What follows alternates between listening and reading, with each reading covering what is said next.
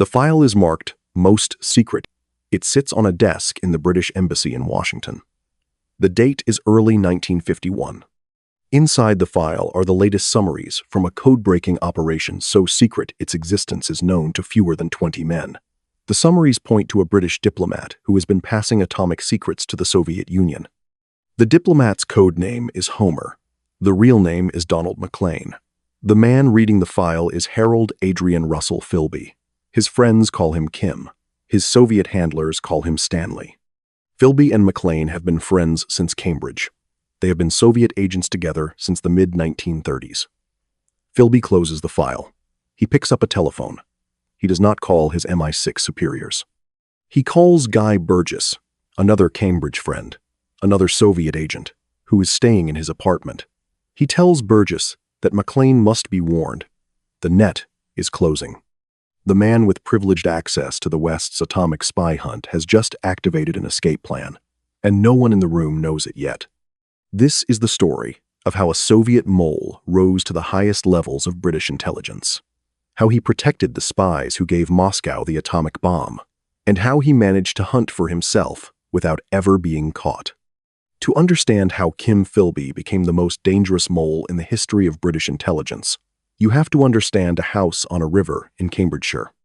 The house belonged to St. John Philby, a British diplomat and explorer who had converted to Islam and advised King Ibn Saud of Saudi Arabia. His son was born in India in 1912, given the nickname Kim after Rudyard Kipling's novel about a boy spy. The name was a prophecy nobody recognized at the time. The boy grew up surrounded by privilege, wit, and a father who openly admired authoritarian regimes.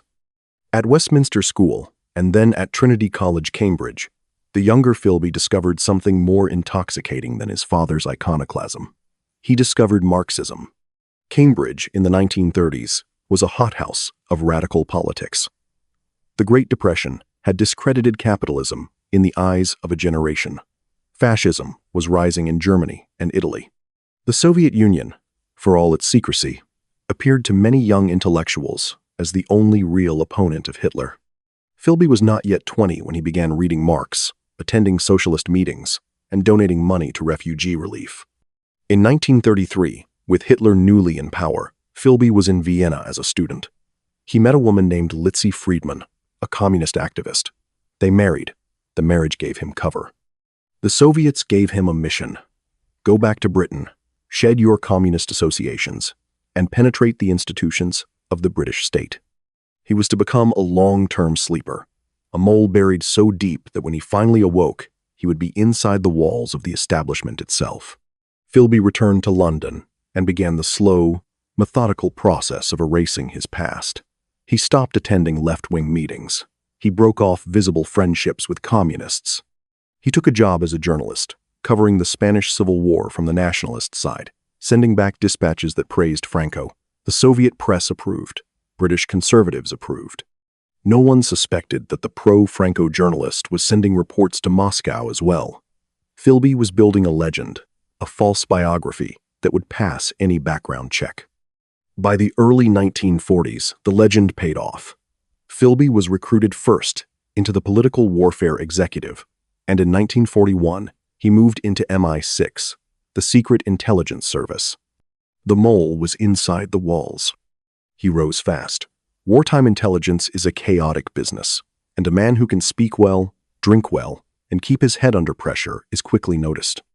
By 1943, Philby was running MI6's counterintelligence section for the Iberian Peninsula. He was responsible for tracking German spies in Spain and Portugal. He did the job competently. He also passed the names of British agents and operations to his Soviet controller. The war ended. Philby's career continued to advance. In 1949, MI6 sent him to Washington as its senior representative to the CIA.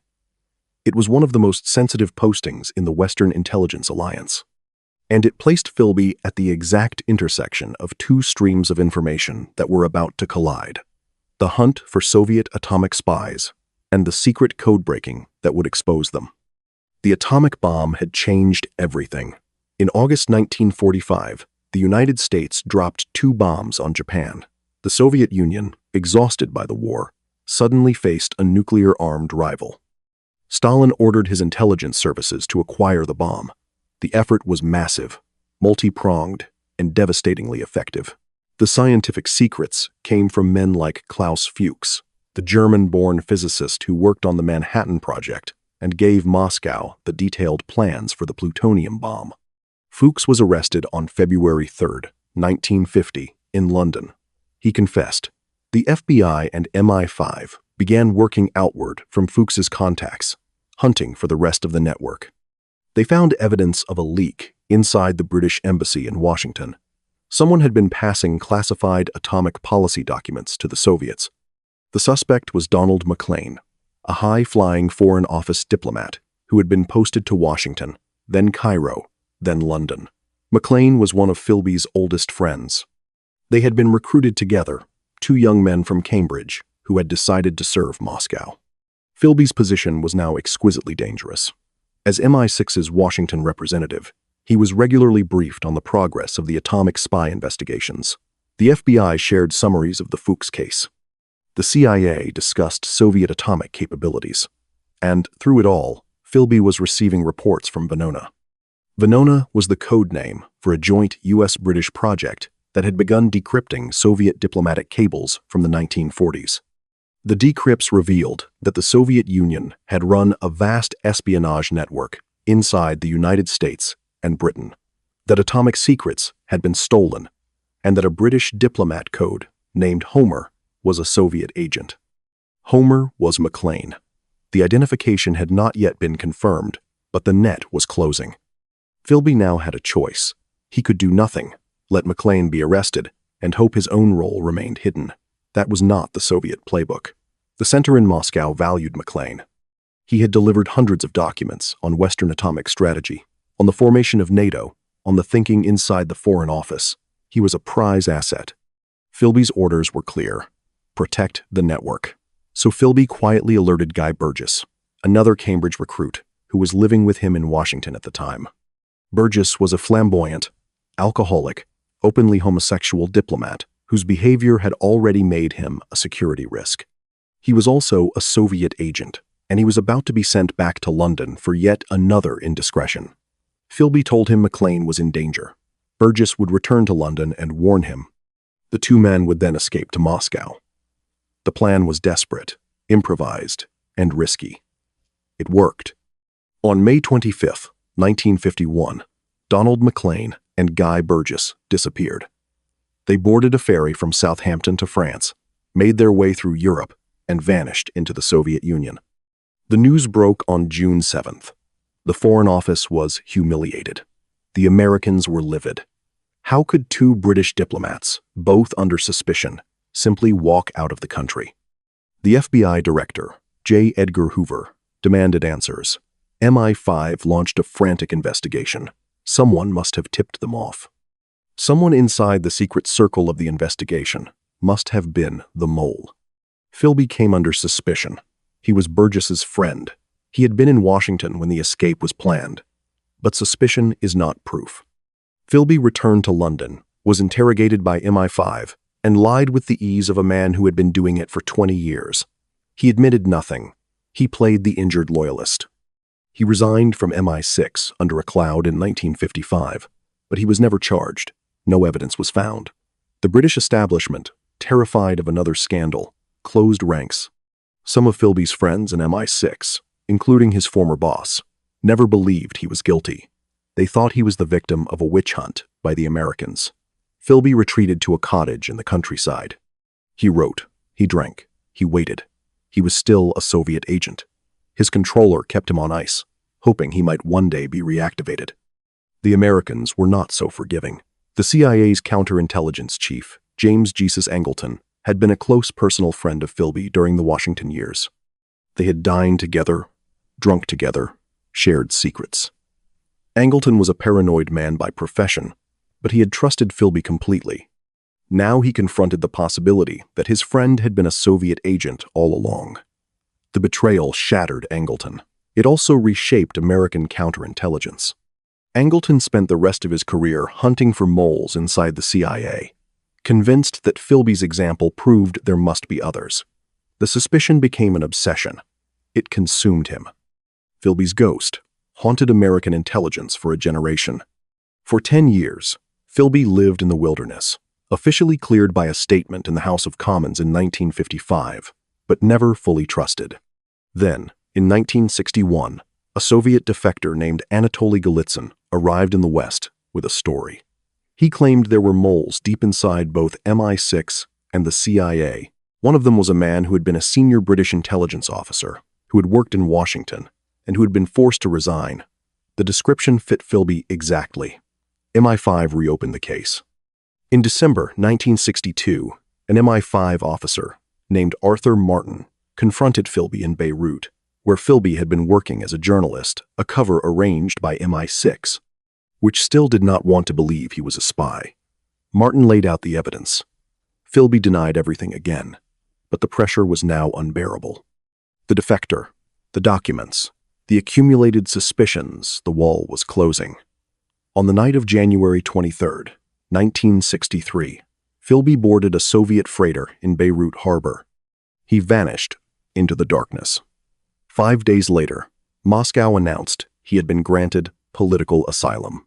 The hunter had finally become the hunted, and he had escaped. Philby lived the rest of his life in the Soviet Union. He was given an apartment, a pension, a dacha. He married a Russian woman. He drank heavily. He wrote memoirs. He died in 1988, 3 years before the Soviet Union itself collapsed. But the damage he did lasted far longer than his life.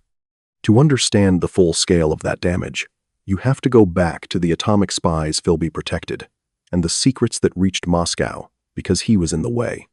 Klaus Fuchs had been arrested in February 1950.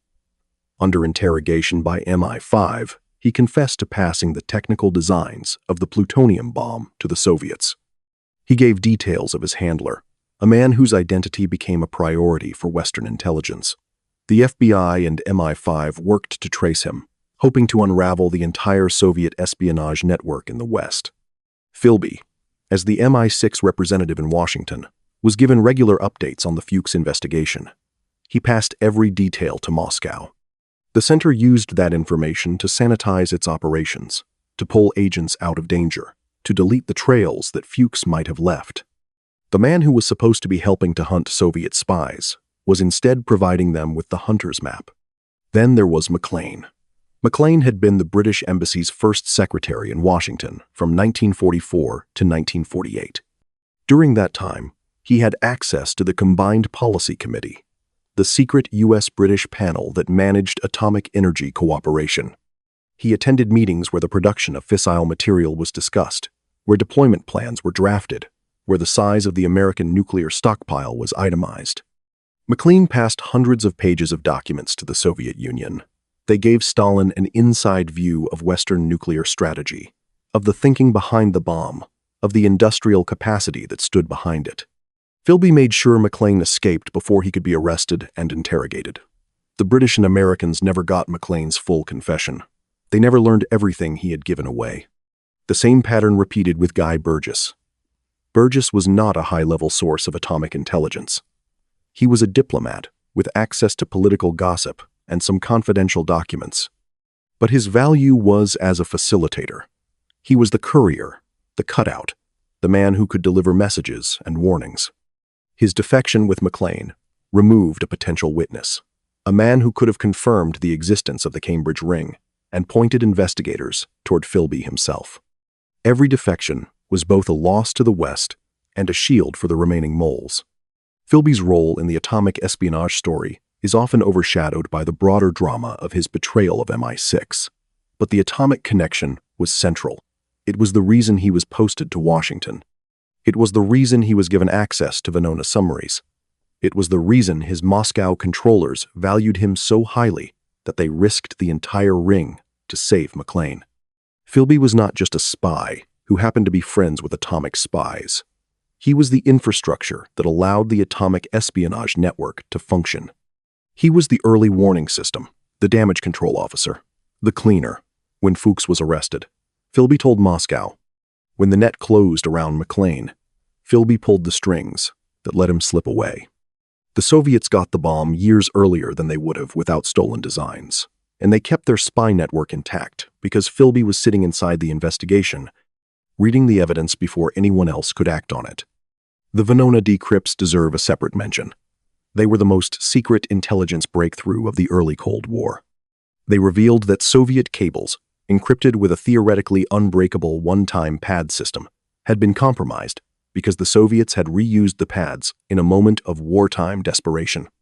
American and British codebreakers began to read fragments of the traffic. The fragments pointed to a massive infiltration of Western governments. The decrypts contained references to Homer, to other code names, to specific pieces of atomic information that had been passed. The information was handled with extreme compartmentalization. Only a handful of people in Washington and London had access to the summaries and reports based on the decrypts. Philby was one of them. He saw the code names. He knew that Homer was Maclean, and he knew that if the Venona evidence was fully acted upon, the Cambridge ring would be exposed. He could not destroy the evidence. That would have exposed him immediately. What he could do was provide Moscow with advance warning so that key agents could be pulled to safety. The Venona program would eventually expose the Rosenberg ring in the United States and confirm Fuchs's guilt. But by the time it fully implicated Maclean, the man was already in Moscow, drinking vodka and being debriefed by the KGB. The human cost of Philby's betrayal extended beyond atomic secrets. His actions compromised British intelligence operations across Eastern Europe. He betrayed the identities of agents sent into Albania after the war, part of a doomed Anglo-American attempt to overthrow the communist government. Those agents were arrested and executed. He exposed the MI6 station in Istanbul. He handed the Soviets lists of Western spies operating inside the Soviet bloc. The exact death toll is not known. It is certainly in the dozens, perhaps more. Philby never expressed remorse. In his memoirs, written in Moscow and published in the West, he described his actions as ideological loyalty. He had chosen the Soviet cause as a young man, and he had stuck with it. He did not apologize. He did not ask for forgiveness. He died in a Soviet hospital, given a funeral with state honors. The Soviet Union awarded him the Order of the Red Banner. The British government stripped him of his citizenship. Both acts were appropriate. But the deeper wound was not the loss of agents or documents. It was the collapse of trust. The Philby case shattered the confidence of Western intelligence in their own institutions. If a man could be recruited at Cambridge, penetrate MI6, rise to a senior position, be suspected and cleared, and finally escape to Moscow, then what else was hidden? How many other moles were still in place? The CIA's Angleton was never the same. He saw Philby's ghost in every corner. He investigated his own colleagues. He accused innocent men. The mole hunt consumed his career and damaged the CIA's counterintelligence capabilities for years. The British establishment, for its part, was humiliated. The class-bound network of old boys who ran MI6 had protected one of their own and been proven catastrophically wrong. The scandal led to reforms, to tighter vetting, to a new suspicion of the amateur tradition in British intelligence. But the damage was done. The trust between American and British intelligence, so carefully built during the war, was poisoned. It would recover, but the scar remained. There is a photograph of Kim Philby, taken in Moscow in the 1970s. He is standing in front of a Soviet apartment block, wearing a heavy coat and a fur hat. He is holding a cigarette. He looks tired, paunchy, ordinary. This is the face of a man who brought down a portion of the Western Intelligence Alliance, who sent dozens of agents to their deaths, who protected the spies that gave Stalin the atomic bomb, who sat in an embassy office, read the Venona summaries, and picked up the telephone to warn his fellow agent, and who never, not once, spent a night in prison for any of it.